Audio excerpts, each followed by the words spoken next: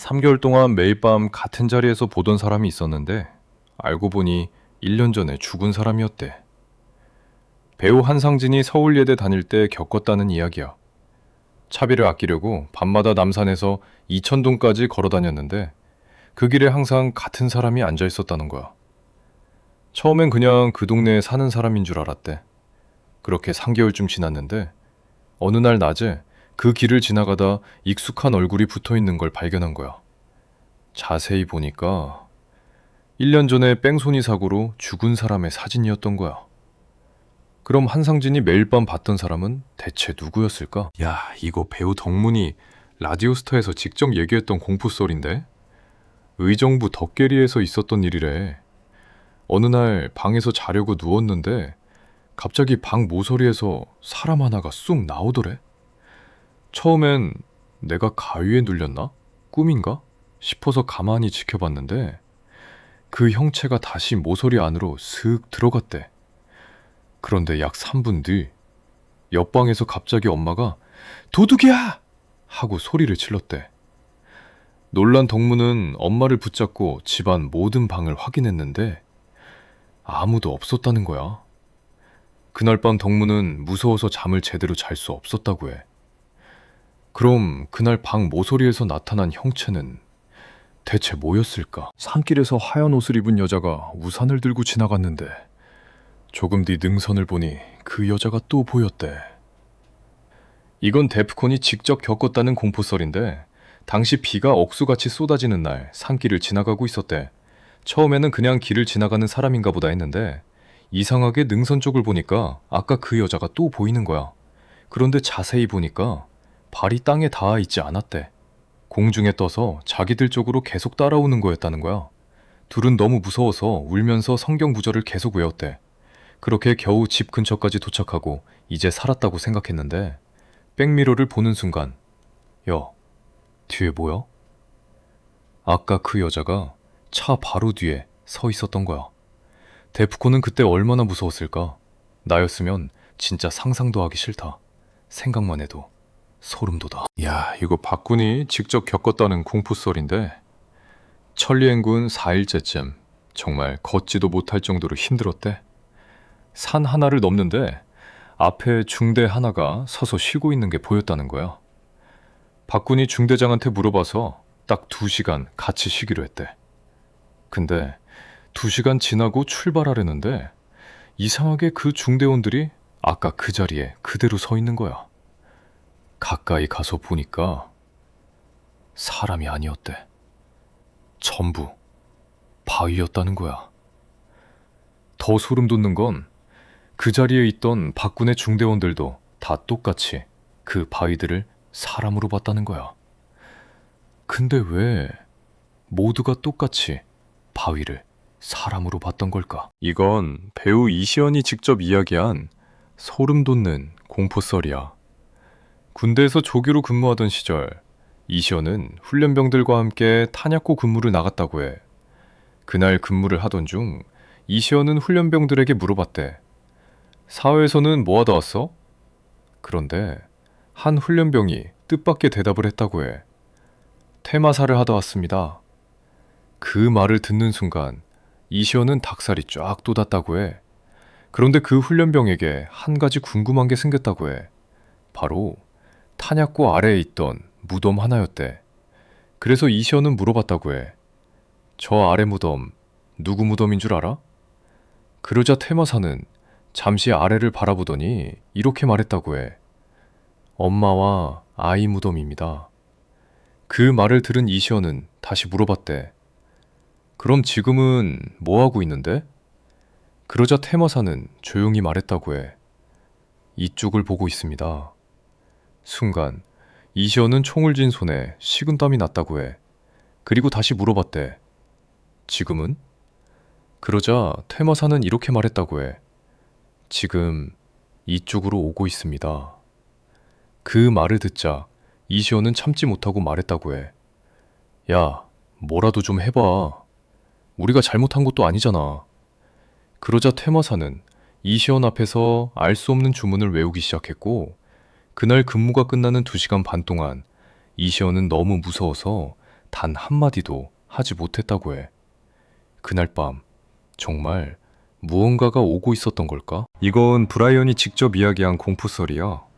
평소 자주 찾아가던 타로 선생님에게 타로를 보고 있었대. 그런데 갑자기 타로 선생님이 브라이언이 아니라 브라이언의 뒤를 계속 바라보더래. 그러더니 조용히 이렇게 물었다고 해. 혹시 친척 중에 억울하게 일찍 돌아가신 분이 있나요? 브라이언은 한참 생각하다가 할머니라고 대답했대. 그러자 타로 선생님은 그럼 할머니를 위해 기도를 좀 드리세요. 그래야 다음 생으로 가실 수 있습니다. 라고 말했대. 상담을 마치고 차를 타고 돌아가던 길, 갑자기 매니저가 브라이언 씨, 사촌 동생도 일찍 떠나지 않았어요? 라고 말했대. 그 순간 브라이언은 아, 맞다 하며 잊고 있던 사촌 동생이 생각났다고 해.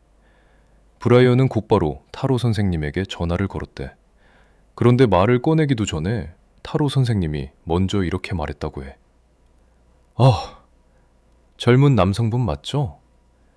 브라이언은 온몸에 소름이 돋았대. 어떻게 알았냐고 묻자 타로 선생님은 조용히 이렇게 말했다고 해. 아까부터 브라이언 씨 뒤에 계속 서 있었어요. 브라이언은 어떻게 해야 하냐고 묻자 타로 선생님은 절에 부탁해 며칠 동안 기도를 올려드리라고 했대.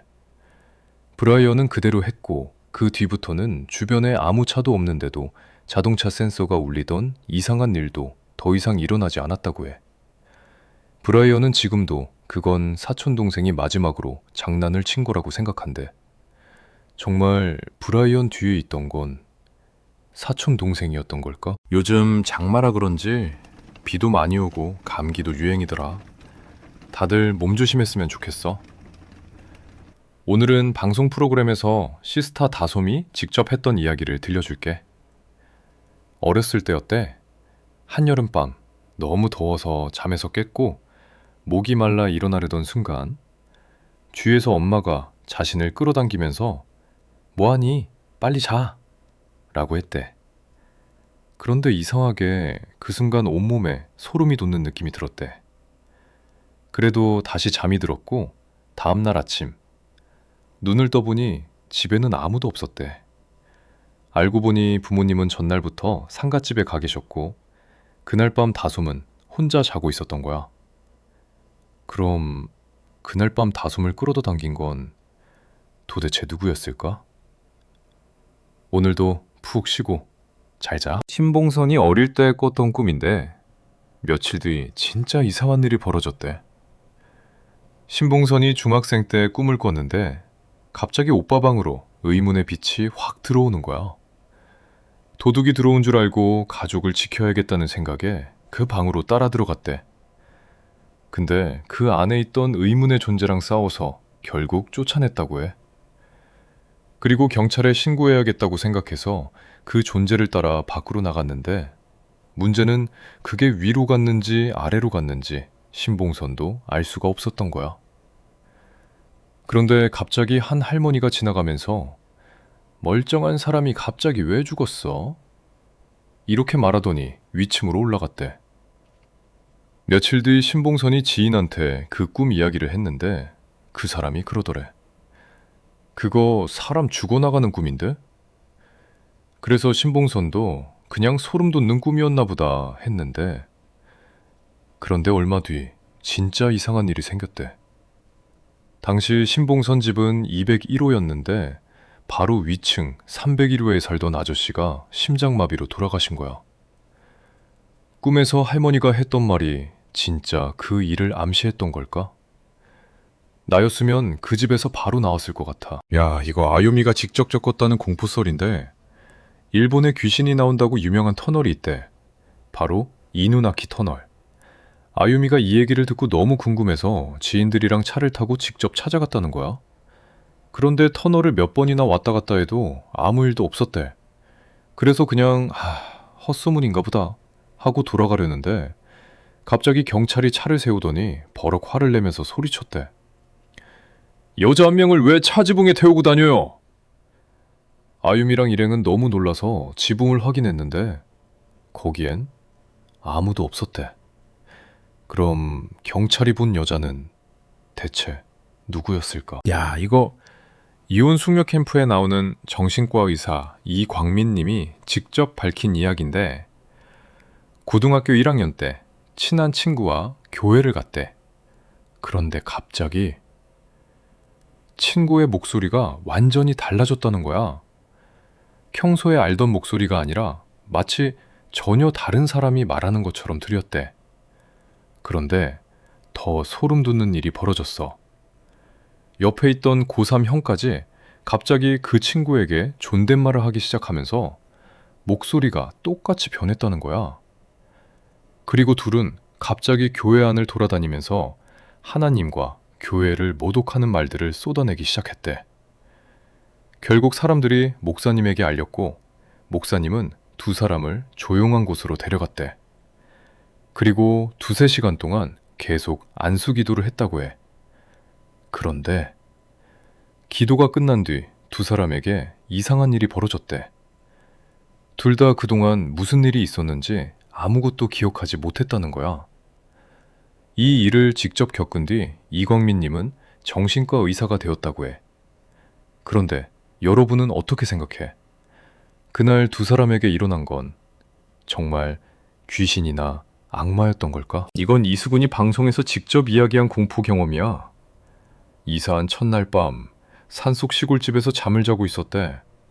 그런데 갑자기 밖에서 누군가 자신의 이름을 계속 불렀다고 해.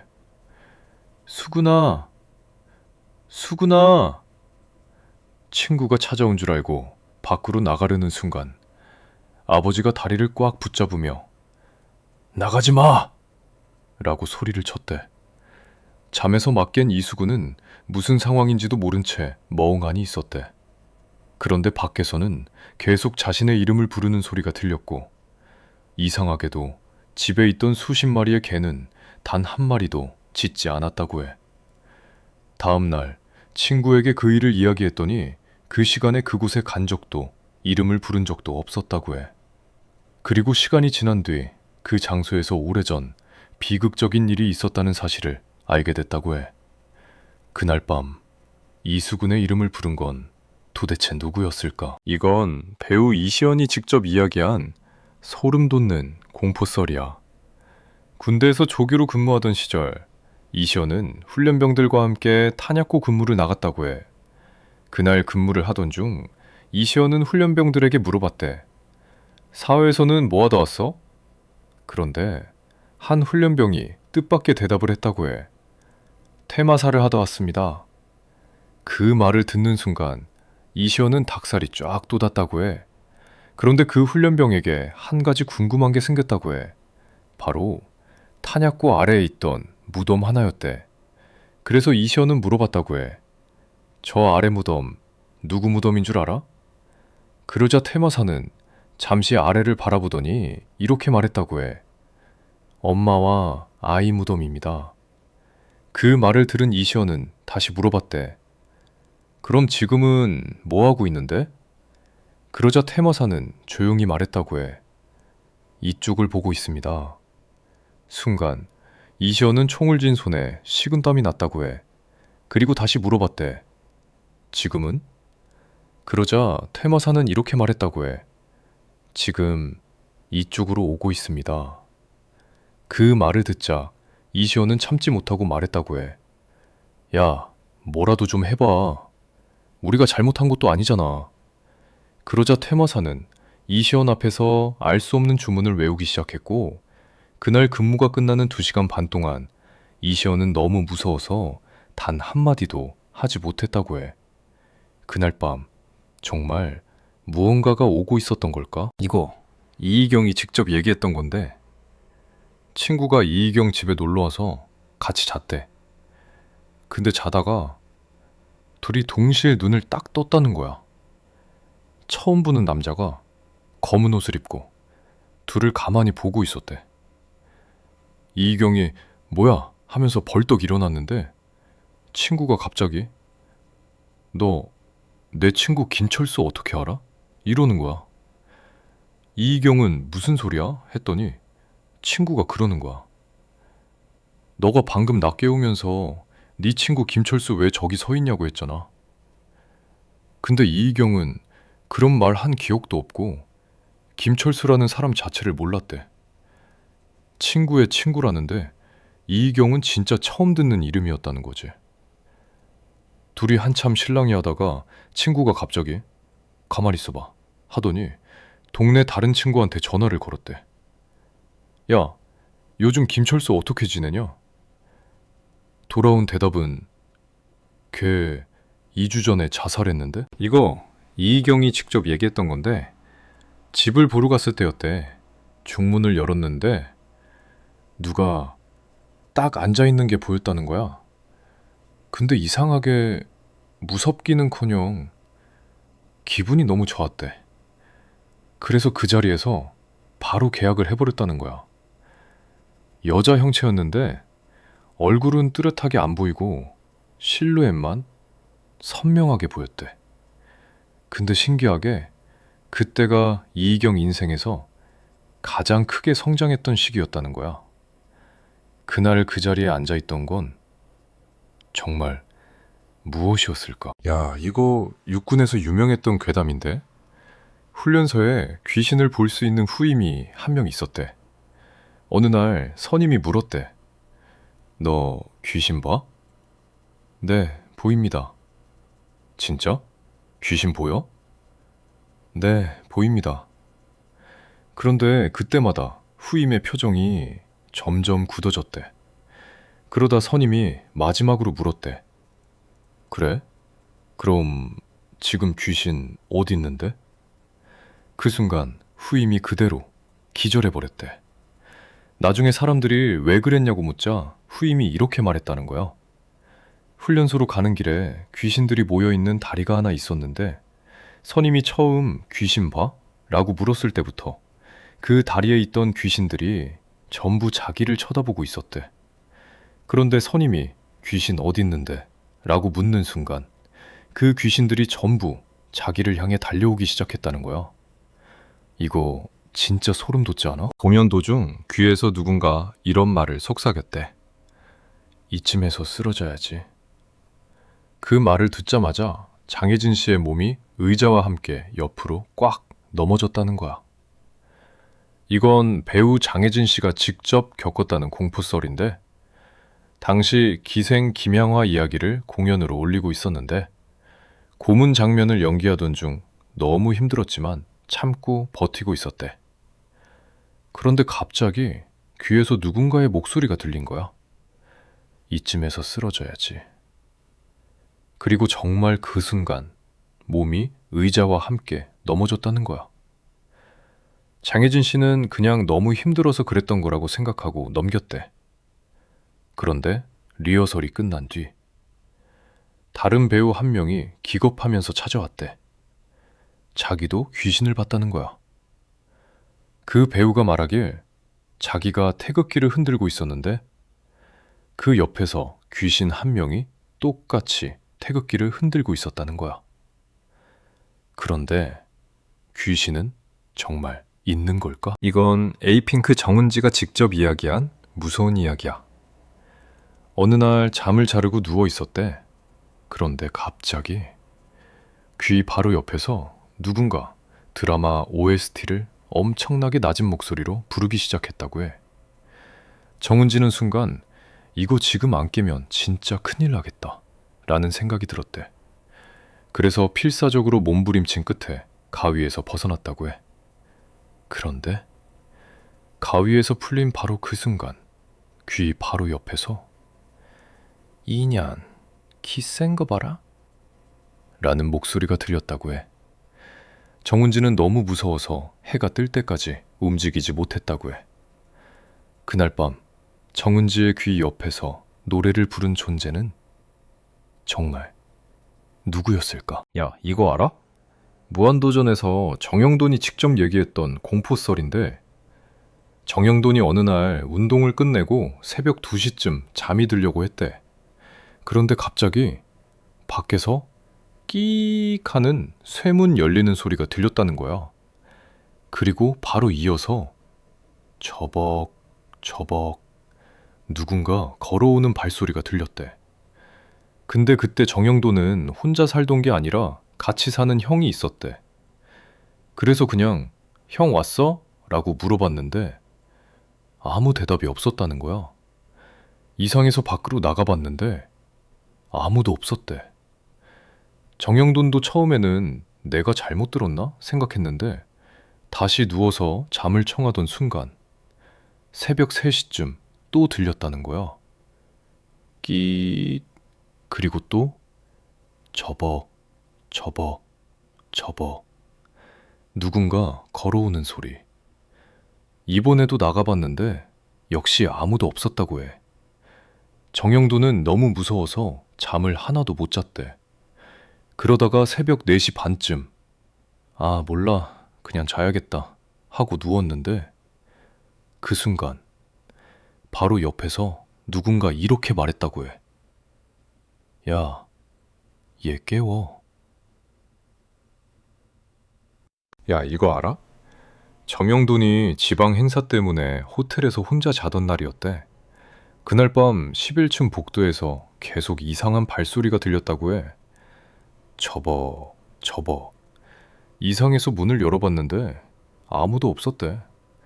그런데 잠시 후 이번에는 옆방에서 물소리까지 심하게 들려왔다고 해. 결국 정영돈은 그날 밤 제대로 잠을 못 잤대. 다음날 호텔 직원한테 어젯밤 무슨 일이 있었냐고 물어봤는데 직원이 이렇게 말했다고 해. 어제 11층에는 정영돈 씨만 투숙하셨는데요. 그 말을 듣고 정영돈은 더 이상 아무 말도 못했다고 해. 그런데 알고 보니 그 호텔은 과거 큰 화재가 있었던 곳에 지어진 건물이었다는 이야기가 있었다고 해. 그리고 그날 이후 정영돈은 지방 행사를 다닐 때 절대 혼자 자지 않았다고 해. 야, 이거 조세호가 방송에서 직접 얘기했던 공포썰인데? 어머니 병실에서 같이 지내던 날 잠이 들었는데 갑자기 띵동 인터폰이 울렸대. 어머니 계세요? 조세호가 물었대. 누구신데요? 그러자 저 어머니 아는 사람입니다. 그런데 인터폰 화면을 확인한 순간 갓을 쓴 낯선 아저씨가 서 있었대. 조세호가 이상해서 물었대. 너 저승사자지? 그러자 그 남자가 갑자기 문을 열어달라고 소리를 지르면서 문을 거세게 흔들기 시작했대. 조세호는 필사적으로 문을 붙잡고 절대 열어주지 않았대. 그리고 얼마 뒤 꿈에서 깨어났는데 깬 지 얼마 지나지 않아 의사가 찾아왔대.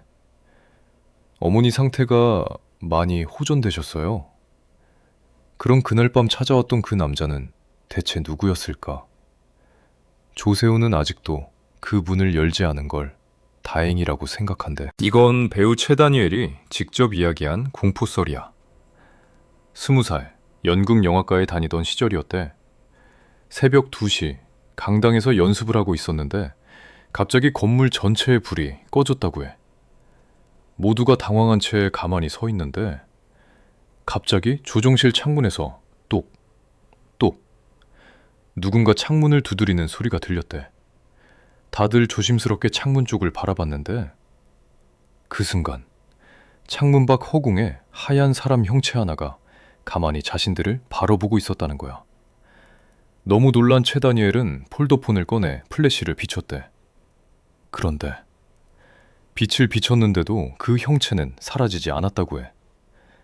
잠시 뒤 그 형체는 아무 소리도 없이 옆으로 쓱 사라졌다는 거야. 더 소름 돋았던 건 그걸 본 사람이 최다니엘 혼자가 아니었다는 거야. 그날 밤 강당에서 그들이 본 건 정말 무엇이었을까? 이건 최민수가 방송에서 직접 이야기한 공포 경험이야. 최민수는 사람의 발길이 닿지 않는 산속에서 약 2년 동안 생활했대. 그가 지내던 곳은 예전에 무당집이었다는 이름 없는 산속의 폐가였다고 해. 어느 날 폐가 근처에서 하얀 여자 형체 2명을 봤대. 너무 선명해서 헛것이라고는 생각할 수 없을 정도였다고 해. 혹시 자신만 본 건가 싶어 마을 어르신에게 물어봤더니 어르신은 한참 말이 없더니 이렇게 말했다고 해. 나도 8년 전에 그걸 봤어. 그 뒤로는 그 산에 올라가지 못하고 있지. 그리고 마지막으로 최민수에게 물었대. 그래도 거기서 계속 살겠나? 최민수는 웃으며 대답했대. 상관없습니다. 그리고 다시 그 폐가로 돌아갔다고 해. 사람을 피해 산으로 들어간 그에게는 어쩌면 귀신보다 사람이 더 두려운 존재였을지도 몰라. 이건 최민수가 방송에서 직접 이야기한 그 다음 경험이야. 하얀 형체를 본 뒤에도 최민수는 그 폐가를 떠나지 않았대. 오히려 그 존재들을 무섭게 생각하지 않았고 친구처럼 지냈다고 해. 그러던 어느 날 문득 궁금한 생각이 들었대. 내가 움직이면 저 존재들도 따라할까? 그래서 손을 들어보고 몸을 움직여 봤는데 놀랍게도 그 존재들도 자신을 따라하듯 똑같이 움직였다고 해. 그날 이후부터는 분명 꺼두고 잤던 스탠드에 불이 켜져 있었고 잠가든 수도에서는 누군가 틀어놓은 것처럼 물이 흘러나왔대. 라디오에서는 알아들을 수 없는 소리까지 들려오기 시작했대. 하지만 최민수는 그 모든 일을 무서워하지 않았다고 해. 오히려 사람보다 그곳이 더 편했기에 그는 아무렇지 않게 그 폐가에서의 생활을 계속 이어갔다고 해. 이건 최민수가 방송에서 직접 이야기한 마지막 공포 경험이야. 어느 겨울밤 산속 폐가에서 혼자 잠을 자고 있었대. 그런데 갑자기 벽 하나를 사이에 두고 누군가 거칠게 숨을 쉬는 소리가 들리기 시작했대. 사람의 숨소리였지만 사람이라고 하기엔 너무 크고 너무 거칠었다고 해. 그 숨소리는 1분이 넘도록 계속 이어졌대. 최민수는 조용히 이렇게 말했다고 해. 이제 충분히 쉬었으니 가라. 그러자 거짓말처럼 숨소리가 멈췄고 잠시 뒤 저벅 맨발로 걸어가는 소리가 문 밖으로 멀어졌대. 최민수는 그 존재를 따라 밖으로 나가봤다고 해. 그런데 그곳에는 키가 3미터쯤도 되어 보이는 목은 짧고 팔은 비정상적으로 긴 존재가 산속으로 걸어가고 있었다고 해. 최민수는 방송에서 그 존재를 도깨비였다고 생각한다고 이야기했대.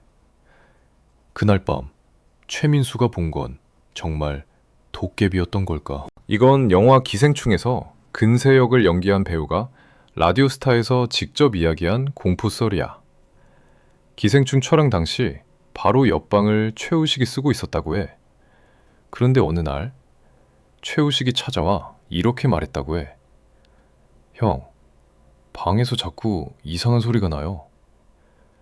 알고 보니 밤마다 침대 위에서 누군가 뛰는 듯한 이상한 소리가 들렸다는 거야.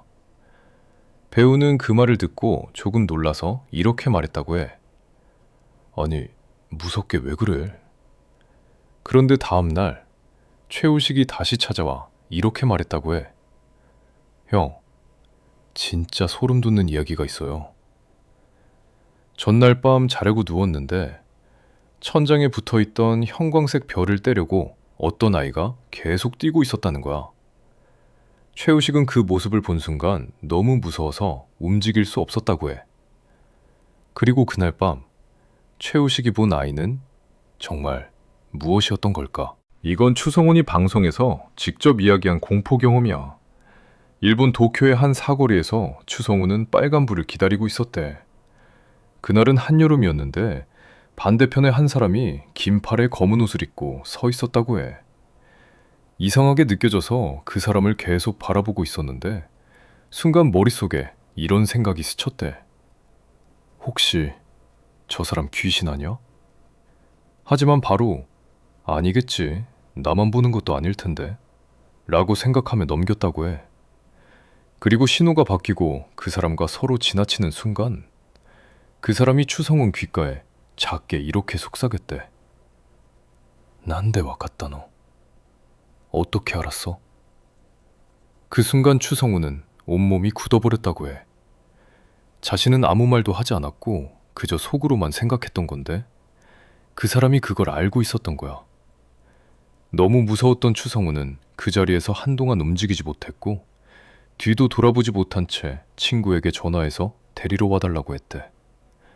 결국 그날은 일도 가지 못했다고 해. 만약 여러분이라면 뒤를 돌아봤을까요? 야, 이거 토니안이 방송에서 직접 이야기했던 공포썰인데, 토니안은 평소에도 가위에 자주 눌렸는데 이상하게 가위에 눌릴 때마다 긴 머리에 여자가 나타났다는 거야. 처음에는 침대 옆에 서서 자신을 가만히 쳐다보고 있었다고 해. 그런데 어느 날 평소보다 일찍 집에 돌아온 토니안이 집에서 쉬고 있는데 갑자기 부엌 싱크대 쪽에서 벨소리가 들리기 시작했대.